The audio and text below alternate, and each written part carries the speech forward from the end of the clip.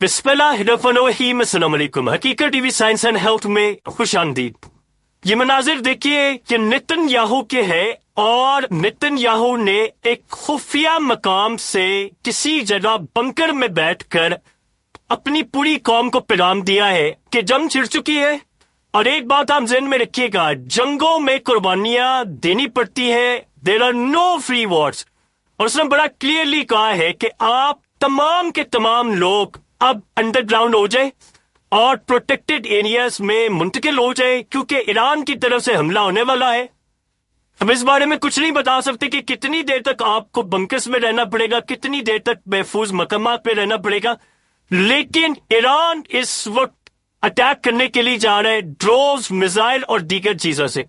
اب جب یہ سینیریو ہوتا ہے تو اچانک آپ یہ دیکھیے کہ ڈرونز اڑنا شروع ہوتے ہیں، اور یہ عراق یا دیگر جگہوں پر جو ڈرونز اڑتے ہیں وہ جا کر اسرائیل میں اٹیک کرنے کے لیے گئے۔ اسرائیل نے کہا ہے کہ ہم پر 100 ڈرون سے حملہ ہوا، ہم نے سارے مار گرائے۔ اب غالباً یہ جو حملہ ہے، اسرائیل کہہ رہا جی ایران نے حملہ کیا، تو ایران کی طرف ابھی حملہ نہیں ہوا، لیکن یہ چاہے وہ عراق کی سائڈ سے اڑے ہو یا شام کے اندر سے کسی جگہ سے بھی اڑے ہو، لیکن یہ ڈرونز اڑے ہیں، اور اسرائیل نے کہا ہے ہم نے ان کو مار گرا ہے، کیونکہ ایران جب ظاہر سی بات ہے اٹیک کرے گا تو انہوں نے میزائلوں کے ساتھ اٹیک کرنا ہے، انہوں نے مکمل طور پر اٹیک کرنا ہے پوری ایک کھیپ کے ساتھ۔ اور وہ خالی ایسا نہیں ہے کہ اتنا بڑا حملہ کیا ہے جس میں ان کے ٹاپ کے جرنیل مار دیے، انہوں نے آرمی چیف مار دیے، چیف آف ڈیفنس سٹاف مار دیا ہے، انہوں نے بڑے بڑے لوگ مار دیے۔ اور آپ امیجن کیجئے کہ اب وہ کسی بھی وقت آیت اللہ علی خامنہ ایران کی سپریم لیڈر کو ہٹ کر دیں گے۔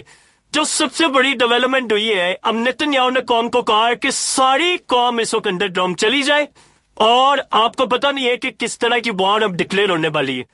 یہاں جو سب سے بڑا معاملہ سامنے ہے وہ بڑا حیران کر دینے والا ہے کہ اسرائیل نے 200 جیٹس لے کر حملہ کیا ہے، 200 جیٹس، یعنی اسرائیل کے 200 طیارے گئے اور حملہ کرنے کے لیے۔ اور آپ یہ دیکھیں یہ مناظر، دوبارہ وہ اٹیک انہوں نے کرنا شروع کر دیا ہے، اور دوبارہ اٹیک کا مطلب یہ ہے کہ انہوں نے ایران کا جو ڈیفنس سسٹم ہے، یعنی ایران کے اوپر یا تو ای ایم پی سے حملہ ہوا ہے، یا ایران کے اوپر پورے کا پورا ایک ایسا حملہ ہوا ہے جس سے ان کے ریڈار سسٹم کسی طرح کا اس وقت ڈیٹیکشن نہیں کر پا رہا۔ اور یہی وجہ ہے کہ اسرائیل نے جو اٹیک کیا تھا، اس اٹیک کے بعد ایک تو پہلا اٹیک ہے، اور اس کے بعد انہوں نے دن کی روشنی میں جو اٹیک کیا وہ کلیئرلی نظر آ رہا ہے کہ ان کا ڈیفنس سسٹم روکنے میں ناکام رہا ہے، اور اسرائیل کے طیارے آ کر اٹیک کر رہے ہیں۔ دیکھیں پچھلی دفعہ جو حملہ ہوا تھا وہ انہوں نے روکا تھا، اس دفعہ جو حملہ ہے اس میں صاف چیز یہ نظر آ رہی ہے کہ اسرائیل نے پہلے ان کا ڈیفنس سسٹم پورے کا پورا ریڈار اور یہ تمام چیزیں جیم کی ہے تاکہ یہ ہمارے جہازوں کو روک نہ سکے، ہمارے طیاروں کو نہ گرا سکے۔ پھر اس کے بعد انہوں نے اگلا اٹیک کیا ہے، اور اگلا اٹیک جو کیا ہے اب وہ دن کی روشنی میں کر رہے ہیں، اور ساتھ نتن یاہو نے یہ بات کہی ہے کہ ہم نے اٹیک کر دیا اور ہم اگلا اٹیک بھی کرنے کے لیے جا رہے ہیں، اور اب یہ اٹیک ہوتے رہیں گے۔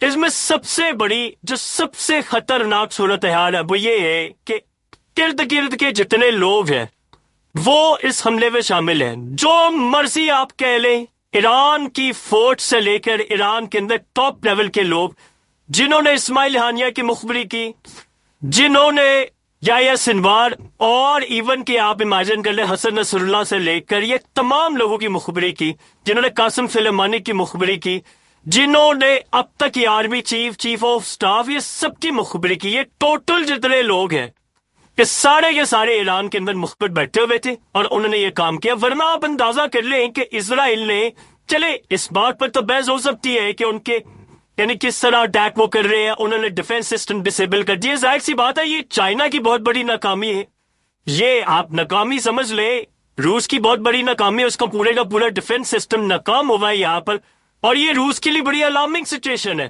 کیونکہ اگر یہ یہاں پر ناکام ہوا ہے تو آپ یہ سوچ لیں کہ پھر آگے بھی ناکام ہو گئے۔ جیسے روس کی بہت بڑی ناکامی ریسنٹلی رہی ہے کہ یوکرین نے جب اٹیک کیا تھا تو اسمگل کر کے اندر ڈرون چلے گئے تھے، آج یوکرین نے اس صورتحال کو دیکھا ہے تو وہ ظاہر سی بات ہے، اس بات پر بڑے خوش ہو گئے کہ S-400 کو بیٹ کیا ہے اسرائیل نے، ان کے 200 جیٹس آئے اور ایک بھی جیٹ نہیں گرایا گیا، اور یہ صورتحال اب تک کی سب سے خطرناک صورتحال ہے۔ اب دیکھنا یہ ہے کہ وہ کیا کرتے ہیں، یعنی ایران کی جانب سے معاملہ کیا ہوتا ہے۔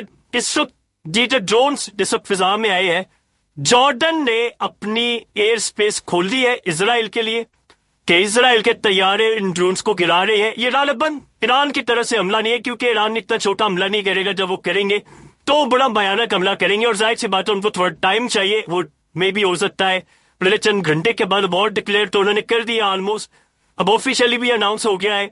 बस वो पूरी अभी ये जंग अभी ये स्ट्राइक तक महदूद नहीं रहेगी।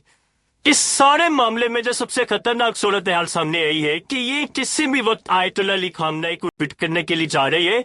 इन्होंने F-35, F-16 और F-15 फाइटर जेट्स का इस्तेमाल किया। अब सोचे कि F-16 और F-15 ये तो आम रूटीन में आप आसानी के साथ गिरा सकते हैं, तो अगर ये आप जेट्स नहीं गिरा पा रहे तो इसकी एक ही बड़ी क्लियर सूरत हाल है कि ईरान के डिफेंस सिस्टम को सबसे पहले इन्होंने डिसेबल किया है। डिसेबल करने के बाद दोबारा इन्होंने अटैक किया। अब इजराइल कहता है कि जी हमने 200 जंगी हथियारों से हमला किया है, ईरान की एटमी ताकत को हमने तकरीबन 50 साल पीछे धकेल दिया। उन्होंने कहती मिलिट्री टारगेट्स पर हमले जारी रखेंगे, यानी हम मजीद अटैक करने के लिए जा रहे। तो सारी सूरत हाल के अंदर जो इस वक्त मीडिया की डेवलपमेंट्स है वो बड़ी हैरान कुन है कि दुनिया में जो भी मामला हो रहे हैं, ईरान के ऊपर सबसे बड़ा मसला ये है कि कंटिन्यूसली अटैक होते जा रहे और ये अटैक रुक नहीं पा रहे। जो सबसे बड़ा मसला इस वक्त पैदा हुआ है वो दोबारा इसराइल अब दिन की रोशनी में अटैक करे, वो इनसे अटैक नहीं रुक पा रहे, जबकि पिछले हमले में इन्होंने भरपूर अंदाज में रोका था। इसका मतलब है कि इसराइल इस दफा भरपूर तैयारी के साथ आया है और ये डिसेबल करना सिस्टम में बहुत ज्यादा अलार्मिंग सिचुएशन है।